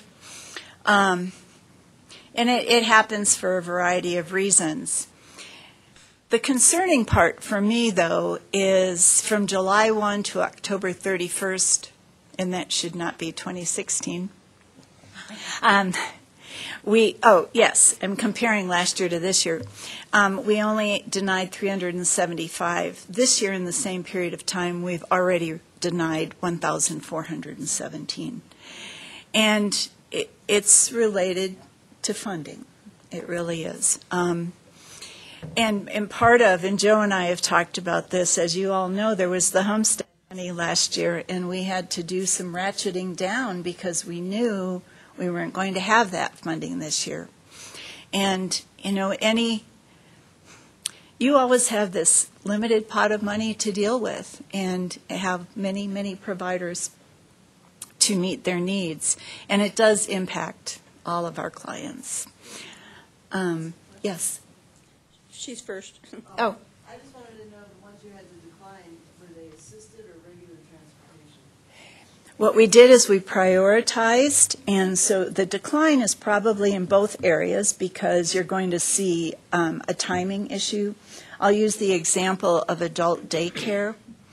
In the morning, first thing, and towards the end of the day, we are really busy because all of our vehicles are out and full. At other periods in the day, they're not. So if it was say an assisted ride request first thing in the morning, it may have been denied just because of capacity. So it's going to be both. What we've done, though, is we've prioritized what services we have to make first priority. And medical, dialysis, and groceries are always our first. The concern we have with that, though, is, as you know, with aging, socialization is a very, very important piece. And so whenever we can, we try and make sure we can fit in congregate meals and social activities. Yes. Has this, didn't we buy software that helped merge has that been a cost saving in the long run, or? That's not a question I should have asked. Okay, I wanted to avoid this question. So you're referring to the software for the Joint Dispatch and Call Center. I'm just wondering if you're coordinating the rides more efficiently. You know, one of the things that we have found through this whole process is that the duplication isn't as extensive as we thought it was. However, you know, we do, so for example, if we get a ride that we know we can't meet we'll call or have the client call AMBLICAP. Or if it's in the southern part of the county, Fountain Valley. So we try and do that. The software hasn't taken us to the level, I think, that they thought that it would many years ago when this plan was put in place. And there have been some definite bumps in the road. I think that's a good synopsis, and it's an ongoing process. We're learning a lot about the best ways to coordinate service. And to reiterate what Pat said, I think the original thought was that we had a lot of folks going in the same direction at the same time, and we were duplicating services. It's proved not to be quite as significant as originally thought. Quickly, that was a separate grant, correct? Wasn't it, that was a grant that had been applied for and then received? So those were separate monies. Oh, yes, Yeah, yes. that was a separate grant. Yes. Would still have, like, for it had have been as helpful as we had all hoped it would be. Yeah, yeah. I think, I would say one of the best, or the most huge positive has been we've really gotten to know and work more effectively with the other agencies, which always benefits the consumer. And I think the working relationship for all of us has been strengthened by that collaboration. And we do mention here that we do rely on our partners, and primarily we're working with El Paso County, Fountain Valley, AMBLICAB, and Community Intersections in Mountain Metro. We all have a little bit different missions, although Fountain Valley Senior Center is very similar to Silver Key. But, you know, there's kind of specialized areas. I mean, our first passion is about seniors. AMBLICAB works more closely with people with disabilities. But there is definitely overlap. Our vehicles did travel almost 500,000 miles last year. And that is almost equivalent to a round trip to the moon and back. So That's the way it feels if you can't get there from here. That's right. You know, part of what impacts our mileage is medical facilities located out at Powers and Woodman. That has just added hugely to our average miles. And I go back to when I started with Silver Key, and we averaged about 8 miles per ride. And when we talk about a ride, that's one way. And we now average about 10.5 miles a ride. Nowhere close to what Bobby does. That's right, that's right, that's right. Is there potential consideration for having like a second satellite location for vehicles in that area? And actually, we do. We have 2 drivers that live in the Black Forest area. The problem is many of the rides originate at this end of town, and so that's at the end of the day that they're coming back. But we do try and do that, and we have a couple of clients that live in the Black Forest area or outside of the immediate city limits, and those drivers pick them up on the way in, and they're part of a regular run. This is just kind of a synopsis of our nutrition meals, or our nutrition programs, which has many aspects to it. Many people have known Silver Key as being a Meals on Wheels provider. And in addition to that, the AAA funds home-delivered meals, and I'll talk a little bit about why we differentiate between the two. And we now do Golden Circle, which under that kind of umbrella is the nutrition counseling and nutrition education. And then we have an emergency food pantry. And that area has visits from about 1,000 people a month.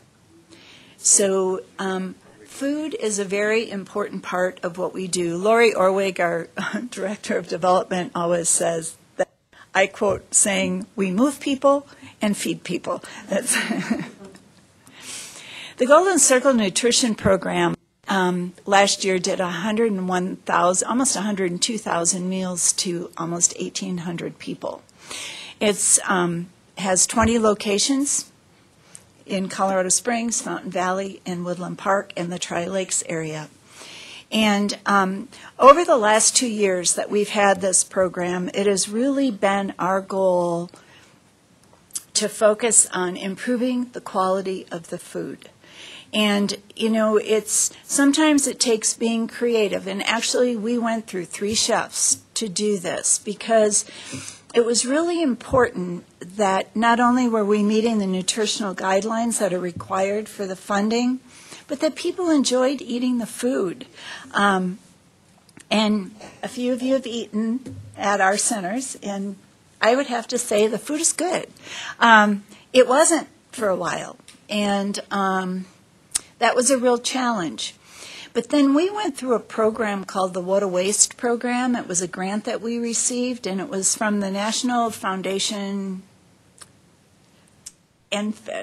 National Foundation something Senior Hunger. And Senior Hunger. Thank you. And we used the senior center as a pilot site.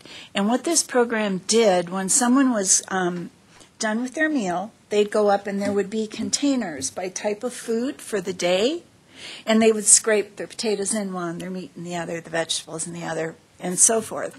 And then it was weighed and it was put into a program, and they assessed for us what nutritional value was being wasted. In addition, what people didn't like. And so it was really a telling program, because sometimes what was happening is the menu would be developed and they'd say, well, we need to add more of some nutrient, because it's really strict guidelines. And so they would put something odd on the menu. And I always use the example of apricots, because apricots kept coming up that people were throwing them away. And I said to the chef, why are we putting them on the menu? And he and the dietitian said, well, because that's how we meet the nutritional guidelines. I said, they're not eating them. I mean, you know, what are you really giving them? And it took a while, but, you know, now they're much more focused on, they should be proud to bring people in to taste our food and the food we're serving seniors. It should be good food and something that people enjoy. And I really feel that it is. We had someone from the state come down and had lunch with us. And he said that he has been to several other sites, and he would have to say it was the best meal that he had had. So we felt really good about that. I'd like to invite any of you who are over the age of 60 to come and join us for a meal. Or under, and have $7.30. There you go. So nutrition counseling, this is a tough one. People, and we're trying to get creative with this. It's part of the requirements to offer this service, but we only provided 11 units of service to 8 clients. And it's offered to all the registered clients in Region 4. And we can do it both in person or by phone. And I think sometimes we just don't want to hear what we should be doing differently for our health. I don't. But we also do nutrition education, and that we're able to probably disseminate the information, and people can at least read it and make some decisions on their own. And then our nutritionist goes out to the sites at least once annually to each of the sites and talks about nutrition. So it's kind of a less invasive way of presenting it. Is the menu the same at all these 20 locations? It is. Okay, good. And this is just a picture of one of our volunteers delivering meals. And it always has a lot of impact on people. It's not just about the food. It's about people coming in and seeing how you are and saying hello. Home-delivered meals, which are funded by the Area Agency on Aging, we provided 7,200. That's in a limited service area, and we work very closely with collaborative partners for that program. It's always been our philosophy that we partner in different areas of the region to provide services. We don't go in and do them. It's great to be able to offer the infrastructure that we have to work with other areas. I'll use the example of the Tri-Lakes area. We deliver home-delivered meals to Tri-Lakes Cares. And then there are volunteers who live in the Tri-Lakes area that deliver these meals to their neighbors. And it makes a difference. We do the same in Fountain Valley.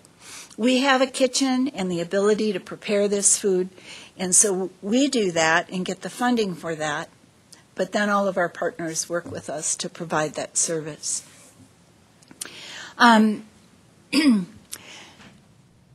So the impact, we have, well, you know, do you ever write something and wonder what the heck you were saying? So, well, since we started, we've served 51 people with the Home Delivered Meals program. It's been kind of a small offshoot of the Meals on Wheels program that we do in Colorado Springs.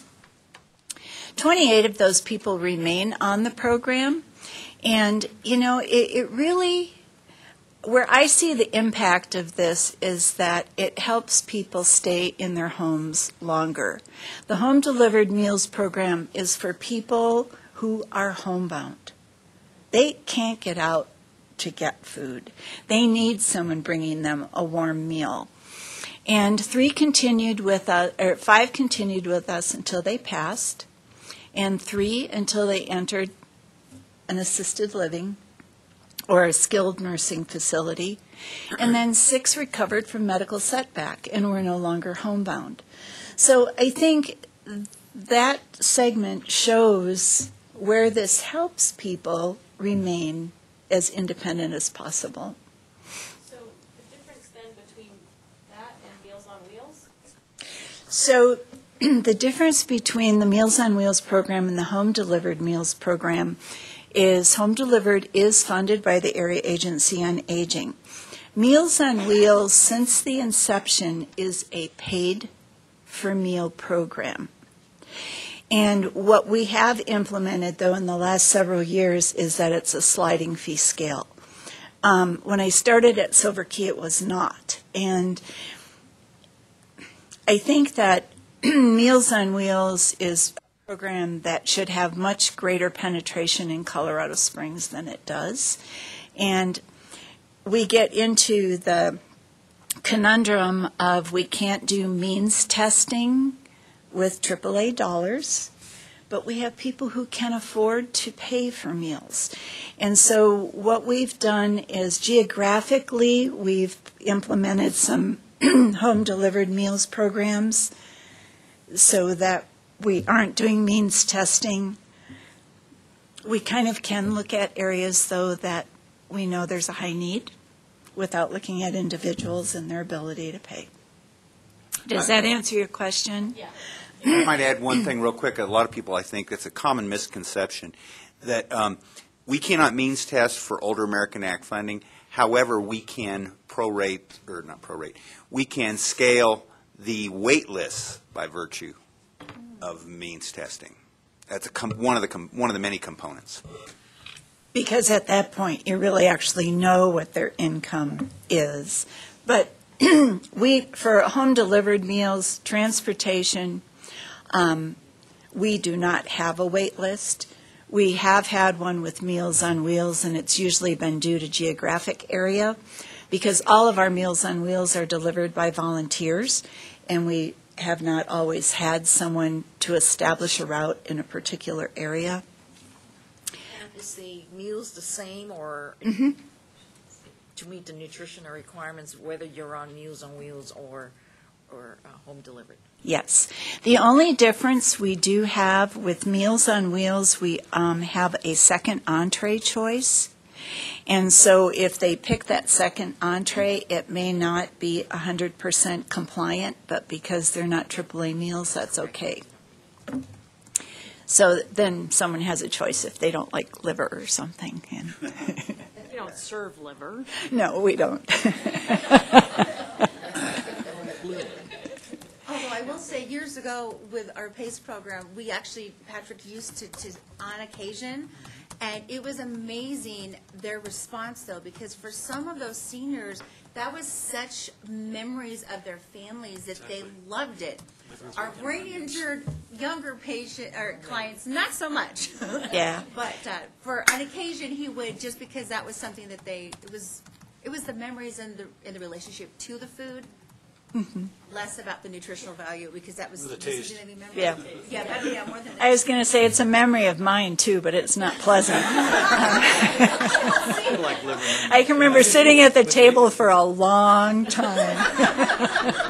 In case anybody hungers for liver, Mimi's serves it. I brought liver for I the was with another senior. Oh, Jerry said he brought some for the potluck. He So. got liver for the meal here. Onions. Yes, it had a lot of onions. But you're going to order what? I love it. So continuing with nutrition, I just wanted to give you a brief overview of the folks that do come to our food pantry.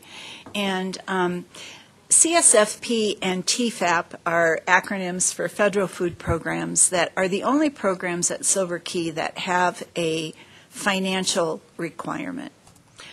No other service that we have has a financial guideline. Those are two federal food programs, and they're for very low-income people. And for CSFP, which is the old federal cheese program, we see 806 people a month, and they come in every month for this box of food. And then TFAP is another federal program, and we'll get a listing from Karen Share as to what is included in a TFAP bag. One thing that when we moved to our new location, we were able to make our pantry choice, which was really nice, because before that our volunteers would actually package the bags because there was no place for our clients to look at the food. So now we can put signs up that, Karen Share may say you get 3, you can have 3 of these or 2 of these or whatever, and people can go through, and if they don't want it, they don't need to take it. And, I think it goes back to dignity. When someone's hungry and needs food and you hand them food that they don't even like, and they just need to eat it because to survive, that's not very dignified. So hopefully, they seem to enjoy the new food pantry. And in addition to food, we do have pet food, personal care, and cleaning supplies because, as we know, those are all expensive. And we find that if seniors don't have pet food, they feed their pets their food. And so we supplement their regular food. Feed your children before you feed. That's right. In terms of relationships. Do you get any discount from the pet manufacturers? We usually do it as that we'll put a request out to the community for donations. National Meals on Wheels does have some relationships, though, with some different large veterinary services and pet food services, and we can sometimes get supplies from them. Case management is another program that you fund, and our case management area I usually look at as kind of being our glue. Oftentimes people come to us for transportation or nutrition services, or they'll go to case management because they've had a bump in the road and need some financial assistance, but it's just a symptom. And so the case managers are really good at really doing an assessment of the total being and getting our clients enrolled in whatever benefits that they need. It always is still surprising to me that people come in who don't think that they're eligible for Social Security, and they had not applied, and or something else along that line. So it's a holistic approach. And it's about helping them maintain independence and financial stability. We are very fortunate in that we have a foundation that has restricted money in it, and the money is restricted for emergency financial assistance. And so it's not money we can use for operations or anything else. But one of my favorite stories was about a woman who came in. She was quite elderly, and she had been doing very well on her fixed income, and she had a flat tire and drove into Discount Tire, and they said, "We're sorry, we can't fix your tire. You need 4 new tires." And, there's safety issues. They can't just fix whatever. Well, 4 new tires meant she couldn't pay her rent. And she thought she could catch up, and she got to the point where she got an eviction notice, and then she came to see us. Well, we were able to see that she hit a bump in the road, literally, and once we were able to stabilize her, she won't be back unless she needs new tires. And I don't think she drives that many miles, but that's what that money's for. And, we do work with people about the fact, though, it's not to supplement you on a monthly basis. We can help people with their budget and look at, are they living within their means, or are they going to run into this every month? And then try and help them supplement so they don't run into that kind of problem every month. So the services they offer would be application assistance, nutrition assistance, financial assistance. We do health and safety assessments, and elder abuse intervention. And in the fiscal year, 1,200 seniors came through the case management program, and for a total of 7,000 hours. And in addition to that, we had 50 wards who were our court-appointed wards, were their legal guardians, and provided a little over 2,000 guardianship hours as well. The Silver Key SOS program is a relatively new program that you funded, and it's been a really exciting program. It's a partnership that we have with the CU Aging Center. And to refresh your memories, we do community education about behavioral issues. And then we get referrals at Silver Key, and we do screenings and assessments. And then if it becomes evident through this process that they need behavioral health services, then they're referred to the CU Aging Center, and they receive 8 free sessions of counseling. If they need something beyond that, we also have a partnership then with Aspen Point to provide those continuing services. It has been a wonderful program, and it's filling a gap that really existed in the community, probably all over the United States, in terms of behavioral health issues for seniors. We know that, these are at-risk or potentially at-risk seniors, and we really feel this is an important resource to help maintain independence in the community. Neighbors start to recognize changes in behavior, but they don't know what to do about that. So this program goes out into the community and educates people about the red flags to look for. Is there a legal or technical definition for at-risk? Probably. Laura? Okay. Okay. Jerry, I would say that probably depends on whatever the grant is or wherever that funding source is coming from. Defined specifically in there. Yeah, specifically to that particular goal and what their mission is for that grant is what their definition might be of that. And particularly for the behavioral health is what this particular one is. And, what we would look for, Jerry, would be decline. I think that would be the first red flag. If a neighbor starts to see trash building up outside of Mrs. Jones' house, and she's always been impeccable, we can do an assessment to determine, do they need Silver Key intervention or do they need behavioral health intervention? And, cognitive impairment plays into this, as well as maybe depression or a number of things. So when we educate people in the community that at risk would be mostly around a change in behavior or a decline. Lisa had a hand. After SOAR, he does their initial screening, and when it goes to UCCS, they also have a roundtable case management discussion about each case. So that's a more in-depth look at the potential risk that senior is possibly in. So that's the first layer, and then it's winnowed down once they're referred to UCCS. Yeah. And that process has been wonderful. I think it benefits the clients, definitely, but I'll have to tell you, it really has been a benefit to the case managers at Silver Key, because they're meeting with the people from CU Aging Center and even learning more in depth about behavioral issues and things that we should be identifying and referring people for. Jen had a hand. And I think we talked about this before, but how are they looping that back into their primary care physicians?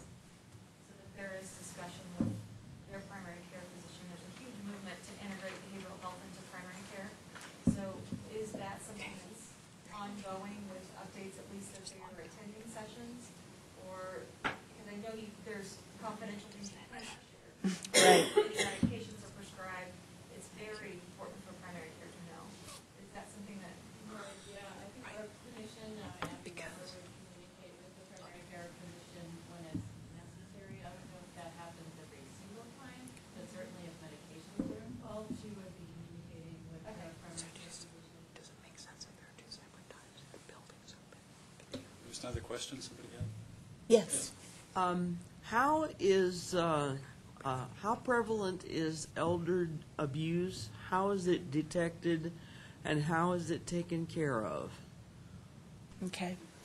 So oftentimes where we're going to become aware of elder abuse is usually around financial exploitation, which is considered serious elder abuse. And the first step for anyone who works with seniors, or there's a whole list actually of mandatory reporters, is that we need to report to the police department immediately. Our role is one of advocacy when working with seniors who we suspect are victims of elder abuse. A lot of it, if it's not financial, if it's physical or neglect, it often comes up through the interviews we have around what their needs are. And, when you start to see a big disparity between a person's ability to buy food and their income, or, they're looking very frail and thin, and you're talking to them about their nutrition, stories come up. And I think one advantage that Silver Key often has over the police department or even the Department of Human Services is we're not viewed as a threat, and so they talk with us a lot. But our follow-through is immediately to contact the police department, and we will actually often do that while the client is in our office. How do they happen to come to you? They I would usually think they would hide. They usually come because of another need. So I'll give you an example. We had a woman come in she came in and wanted to apply for utilities assistance through the COAT program. And part of the requirement for that is we have to have some financial information. And it was kind of puzzling to the case manager why she couldn't pay her utilities, because her income was adequate to do that when you looked at her living expenses. Well, her son was with her. And so she wasn't saying a whole lot, and the case manager had indicated we needed to take a look at the bank statement. And she said, sure, that's okay. And she gave her the password and so forth to do it online, and there were lots of visits to pot shops on Colorado Avenue. And, she didn't say anything because the son was there, but she said, I need to take you in to talk to our director before I can authorize this, help with COPE. And then we called the police, and Do you think it's more prevalent than what you're seeing? definitely, Okay. yeah. Do you deal with mental abuse? Well, that certainly can fall under neglect and abuse, yes. And we have heard people, for example, in the pantry, refer to being put in timeout. And that's something else we'll call the police for. I mean,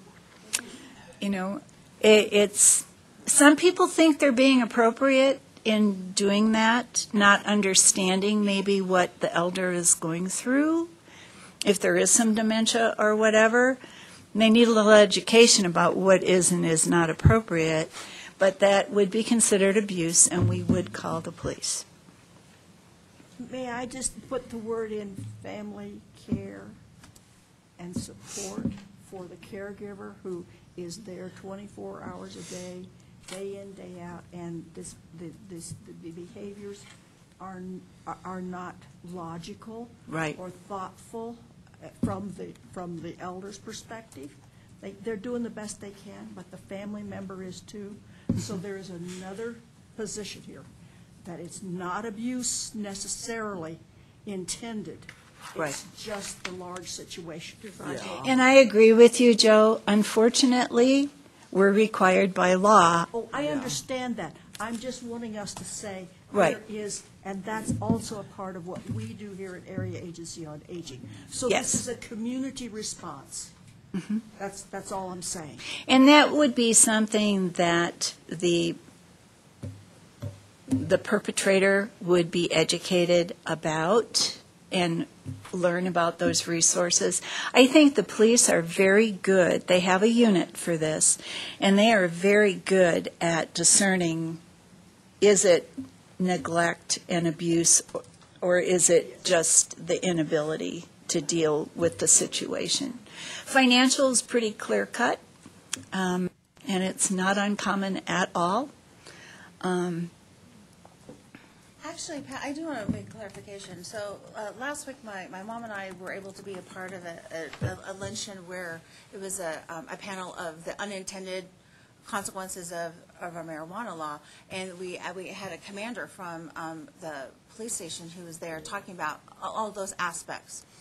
But in the example that you gave of the young man who was living with his mother, and there was a lot of charges to the pot shops, it doesn't matter what he's charging for. Right. Is the fact that those It's are her her money. funds, and she's now, because of the lack of the funds, is now we're having financial situations. So I think because we have so many issues in our community right now that are hot topics and serious situations, but in a financial situation with elder abuse, especially the financial, it doesn't really matter what they're spending That's the money right. on. They're just spending someone else's money. It's spending her money, and I do think we have these topics that come up, and I think when you get down to the nitty-gritty, we have to remember what it is. It's her funds. She's now suffering because of the lack of those funds, and we have to be careful that we Right. don't justify things. Well, it's legal. Well, it doesn't matter what he's Right. buying is legal. Right. And this was just easily identifiable for us because the debit card transactions identified where the debit card was used. The other ones that are more complex, you're not always going to be able to identify because you don't know that they're necessarily spending money on Well, in themselves. fairness to the officer, he was not one of those that are on the senior abuse category. Sure. Yes, yeah. Because I think it on the specifically criminal said- side. I specifically said, are you seeing an increase in elder abuse? And he indicated he wasn't, but then he's not in the, But Right. he might also have thought you were referring to Marijuana. older adults abusing marijuana, too. Yeah, he could have. Because the language that he was, his lens to the framework around abuse might have related to drug use. excellent, excellent. Yeah. But I just wanted to thank all of you again for your support of Silver Key and for investing in the seniors in our community. Do you have any other questions for me? I know you're anxious to eat. Yeah, I'm not going to delay us from food too much, but I'd like to throw my 2 cents worth in. As many of you know, I get a chance to travel around the state quite a bit between C4A and the Commission on Aging, and we talk about what services are offered locally in each place. And El Paso County, Taylor County, or the Pikes Peak region is the envy of the state in a lot of ways. Our cooperation with law enforcement relative to mandatory reporting is at the very top of the list. Our size, the way we cooperate, the quality of this group, the volunteer groups, but probably above all else is the quality of the social service agencies that we have in this area, and Silver Key obviously being very near the top of that list. We have support that a lot of places, a lot of communities don't have, and we should be very thankful for that. There's really nothing else like Silver Key out there that I can think of.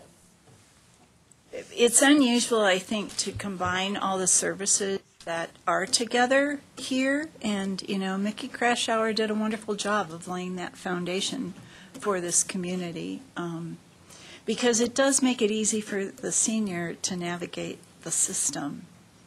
I was on Silver Key's board a long time ago, and one of the hard things we had for budgeting was the bequeath. Where someone dies, there's no way to budget for that. And one year might be really nice and fat, and the next year skinny. Yeah. Is that flattened out at all, given the increases in population and stuff? No. You know, it's budgeting is really a challenge. We're going through trying to re-budget right now, just mid-year, because we could see how the first 6 months or first 5 months have been. And I think right now, though, the bigger unknown for us is governmentally. It's an unknown that it's really hard to plan. Do you have a formula for reserves in your budget? We do. It's our goal to have 3 to 6 months. And little by little, we're getting there. And that's actually what we use those bequests for.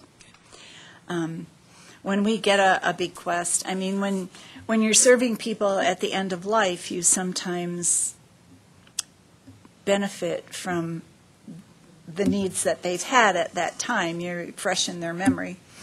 And we often are recognized along with hospice, Pikes Peak Hospice.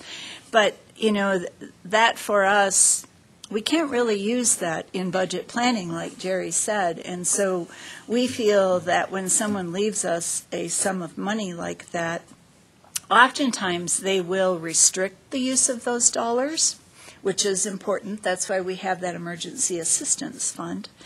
But also, he was referring to our reserves. And, you know, we're a large agency, so a hit on some type of funding could have a big impact on the people we serve. We touch about 7,000 seniors a year. And so best practice is that you would have at least a quarter to a half of year's budget in a reserve. So that is board-restricted money that we have. Any other comments? Staying in eastern El Paso. I've been waiting, Phyllis. Because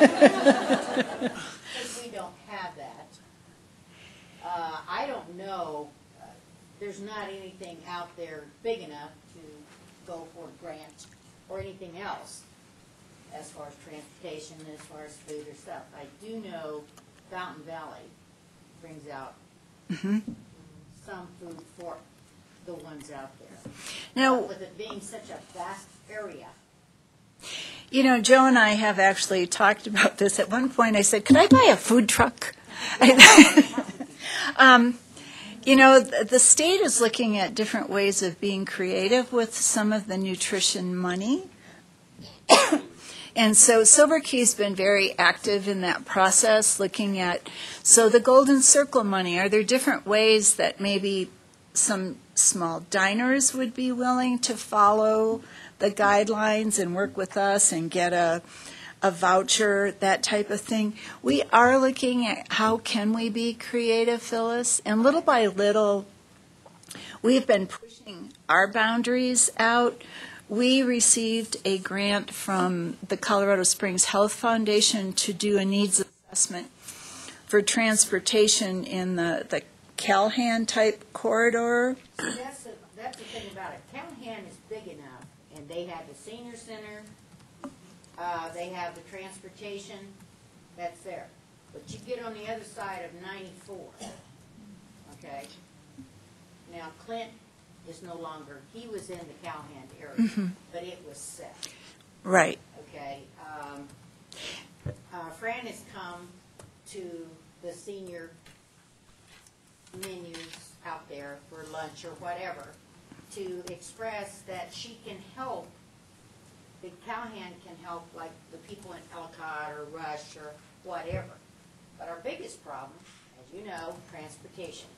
So- The food area, it's just so big and they're so far apart. So People aren't going anywhere. one of the things that we did, we just submitted, we had to get 2 grants to do this because both of the grantors that we talked to said they would like to see us have a partner grantor. So we've just applied for some money to do another assessment to determine whether or not we can attract enough volunteers who drive their own vehicles, similar to what Mountain Community Senior Services does.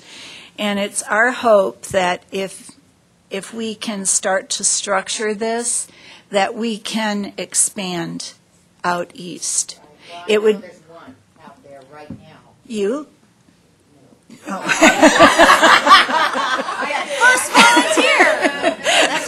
That's called voluntold. No, I put on enough miles in a month of trying to get people to places they need to get. I worked with her. We just had a gentleman that he had to go into the doctor, cost him $8 every time he goes. And that's where they take him in, wait for him, bring him back. And I think that's that True or whatever, Uber or whatever, that does that. And that's the only one. Then I found another person that did do this, Mr. Watts. And I haven't checked back with him, but I know that all your liabilities that you have to sign and all that stuff. But there are people who are interested in doing that, and there are several models.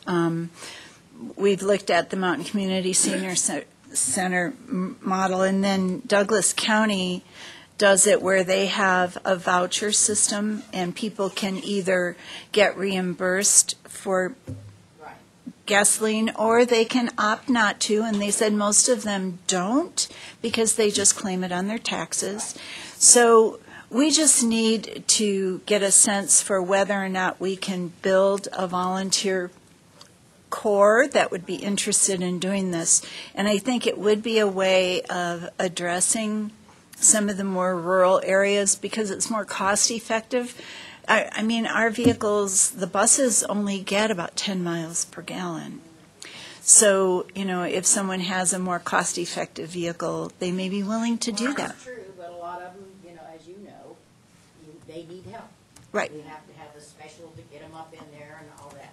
Yeah. Which is, if it wasn't. But if we can mix, then that's why our cost per unit is lower than a lot of the providers for transportation.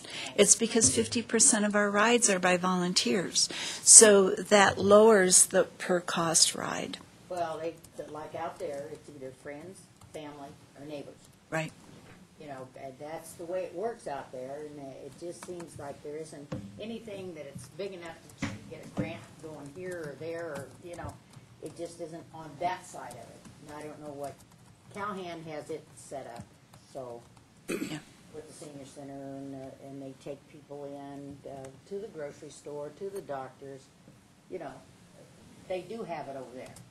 Rural areas have a challenge. Yeah. They really do. I've noticed that in the 2 years I've been there. Thank you again, Pat. Thank I think it was a you. great Thank you, presentation. Pat. think we all really have a deep appreciation for the services, the capabilities, and the dedication of Silver Key in serving the needs of seniors in our area. So next we have we have a couple things left.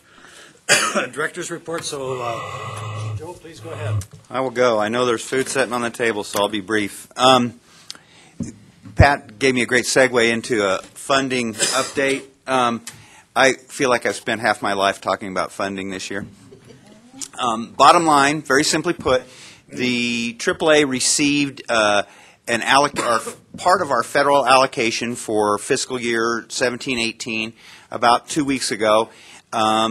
In some service areas, it amounted to the full allocation for the year. In many service areas, probably most service areas, it amounted to a partial allocation. It's a result of a lot of circumstances that came together, some of them being at the federal level and the fact that they've only passed a continuing resolution for a little over 2 months. Some of them are at our state level in terms of the processes, in terms of how we receive the money. If you'd like to know more about that, I would be happy to tell you about that. Simply put, we hope to have our best scenario would be that Congress passes a continuing resolution sometime before December 8th that takes us through the end of the federal fiscal year, which would be October 1st of 2018, in which case we would probably get that money sometime in late January, and hopefully that would fund us through the rest of the year. So the long and short of it is we expect to get all the money that we were originally allocated. It's just coming in little chunks, and it's been a little bit hard to work with. Any questions on any of that? Thank you.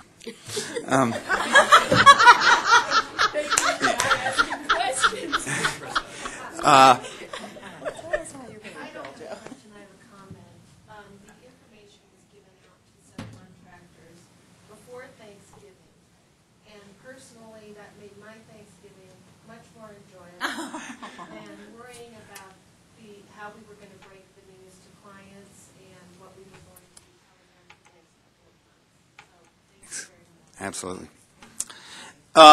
We in particular, I and a number of other people in this room have been involved with Senate Bill 11. Senate Bill 11 authorized the study of specialized transportation and in particular technological uses that could advance the ability of specialized transportation to be more efficient. It was targeted specifically towards Teller and El Paso County. I know the Independence Center had a great deal to do with the initiation of that.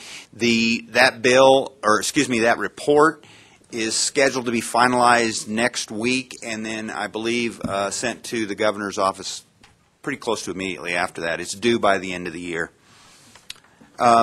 Some of us have had a discussion relative to, let me take a real quick step back. The age-friendly initiative that took place in Colorado Springs that was initiated by Innovations in Aging. Part of that process had the 8 domains. They went through a variety of planning processes and came up with a report. Out of that, there was a strong recommendation that we should have a, quote, senior portal where folks can go to get any information about senior services. We kind of raised our hand and said, we've been doing that for 40 years. And nobody knows about it, or not enough people know about it. So a group got together about 2 weeks ago to look at how we might more effectively advertise, for lack of a better term, those services, market those services. And during that conversation, it came up that there's some areas that the Area Agency on Aging does not address: cultural issues, events, some other things. So a process is in place, just starting, whereby we're going to try to put together a website and put a marketing campaign together that allows us to get that information out there, get people referred to 471-2096 or the network of care or whatever the appropriate resource is, and get them in so they can get that type of information. And at the same time, they can get on that website and find out where can I go to find out where senior events are, that type of thing. Who's working on that? It's actually the question was who's working on that. It's kind of a loose group that Innovations put together. It's folks from the area agency, Silver Key, Copper. Andy Vick from Copper is involved with that. So, yeah, it's a really good group. People from the city, obviously. So it's a good group. I think it's going to have a lot of potential. Real quick update on the executive director search for PPACG. I spent a little over 8 hours in interviews yesterday with the search team. Second round, I can tell you that we are, this doesn't happen very frequently, but it happened this time. We are much more optimistic about the second round that we did than we are with the first round. The recommendation should be made public probably sometime today, the finalists for that position. And ideally, ma'am? An email did go out while we've been in this meeting. Oh, good. Should tell you the finalists. By Colorado law, we are required to announce the finalists for those positions. Those interviews will be held at the next PPACG meeting on December the 13th, and they are public interviews, which ought to be a really interesting process. And for those of you who are familiar with our board meeting schedule, this board meeting will start an hour earlier at 8 o'clock. That is also information that's in the email. Right. They're going to start with the action item agenda. So the interviews themselves probably won't start until, I would imagine, around the normal time, 9 o'clock. But they'll get the action items out of the way. And it is a very, because of that, it is a very abbreviated agenda. Open enrollment is just rocking. If you came through the lobby, you probably saw what we've been like for the last 6 weeks. So it closes on December 7th. We have seen kind of a unique thing this year in that it has been an increasing volume every day. It started slow and has been building to a crescendo. Norma's laughing at me. I tend to judge things, unfortunately, I tend to judge things by what it looks like when I walk through the lobby. That does not account for the gazillion calls that come in from every place in the southern part of the state that we're responsible for. So it's a huge burden, and our case managers have been doing an absolute wonderful job, as well as the folks at the front desk who have to manage that. 5 clients in the case manager's office when there's none in the lobby. So Yeah. we could still be serving 5 Exactly. clients with an empty lobby. And one last thing, we've been kind of following the SAPCA recommendations through the course of the last 2 years. Many of you know that the recommendation to fund a senior advisor was fulfilled in that Next 50, a private organization, stepped up, said we're going to fund it for 3 years. That position was advertised. It closed on October the 20th. And I'm assuming that probably within the next few days we ought to hear something about who the selection is. I've been trying to find it on the web. I haven't seen anything yet, but I would imagine that should be coming fairly quickly. Any questions for me? Great. Okay, let me quickly, kind of wrap up here. First off, I think that since we've had 2 members leave, Barb Cottle and Clint, I think we should try to do some sort of a letter. If I can work with Carrie on that, and just a thank you, maybe a certificate or something we can forward to them to recognize their participation and their service. The other thing I'd like to throw out, it is the last meeting of the year. I'd just like to thank all of the members for participating and for showing dedication to the seniors in the various communities, the various geographies that we serve. What we do is sort of reflected through the services of the various subcontractor agencies. That's why we exist, and I think that each of us needs to be recognized for that contribution. I'd also like to publicly again thank the staff. I think Carrie and Lisa and Joe are just doing a wonderful job as far as keeping us honest and keeping us focused and making it a very actionable organization, and I think a very valuable organization. So I'd like to publicly let's offer a round of applause for the staff. Thank you. And I think that's it. Calendar of events would be the next thing on the agenda. Carrie? I think we actually hit all of those things in the public comments. There was a mad rush to talk about dinner dancing, and so we've got it all. Okay, one thing, community information. I'm going to make a shameless plug. I'm in the community choir, the Soli Deo Gloria Community Choir, 85 voices or so. And we have a concert on the 9th of December at 3 o'clock in the afternoon at First United Methodist Church downtown. It really is a great organization. You don't have to be a great singer. You just have, it's not non-audition, which is great. That's why I'm there. But it really is a great group, very faith-based, and I think I've got a couple of these handouts here. The other thing I throw out in that same sense, what the organization is trying to do, it's been around for 40-some years, so they're working to try to serve various parts of the community. One of the things that we're considering is to have a community patriotic event in the August-September timeframe in partnership with perhaps the Barbershop Quartet, the America the Beautiful Barbershop Quartet. So the idea, again, would be that from the volunteer organizations, which this is nonprofits, trying to get music out to the community and get engaged with the various generations. And a particular piece of that could very well be serving seniors, working with Independence Center, perhaps providing transportation, or working with them to provide transportation for a concert that might be in the north end of Colorado Springs. Same thing working with perhaps some of the senior living facilities. The idea, again, is to just make that more available to seniors that may have some limitations in their ability to get out. So that's all I have. Is there any other? Yes, ma'am. Your comment reminded me of something else really quickly. So on Friday night, December 1st, at one of our Latter-day Saint church buildings on Lexington and Research Parkway. So if you go up Research, it's right there on the corner on Lexington. It is a free nativity, a creche display. So this is the 8th annual year, I believe, they've been doing this. It's a live nativity, as well as the entire build, probably over 1,000 different nativity scenes. So, and one of the unique things about that is a lot of our members of our faith have served missions in other parts of the world. And so they have really unique, interesting nativity scenes to look at, including several that actually survived Waldo Canyon fire. So they lost everything else, but the ceramic nativity set survived. So if you don't have anything to do, it's Friday night. It is a live nativity set. If it's not too cold, they'll have a baby out front. Yes. But it is a wonderful community event. It is free to the public. I believe it's like 5 o'clock until 8 or 9. So, but it's a great free thing to take your family to. Any last calls? Any last information? Thank you very much for attending. Let's call the meeting adjourned. Let's go enjoy the potluck supper. Lunch. Can I have some volunteers reset the tables into you'll see there's a setup behind me where we put 2 tables face to face and chairs, and if people wouldn't mind scrambling and doing that, that would be very helpful. Thank you. We need to second that motion to adjourn? No. I think it's, yeah, we did it. Yeah. I am absolutely frozen. This place is so cold in here.